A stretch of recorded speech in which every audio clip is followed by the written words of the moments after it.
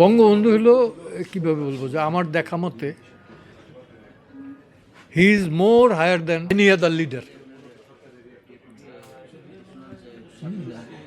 তারে কম্পেয়ার করা যায় ফিদেল কাস্ট্রো, তারে কম্পেয়ার করা যায় মাও সেতুং, তারে কম্পেয়ার করা যায় কার কথা বলবো আর,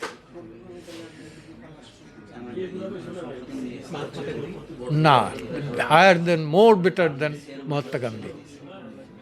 ইয়েস, মহাত্মা গান্ধী তো একরকমের বলা যায় যে কখনো কখনো কম্প্রোমাইজ করছে।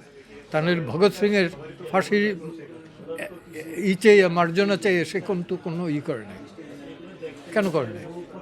কারণ ভগৎ সিং বিলিভ করতো মার্কসিজমে।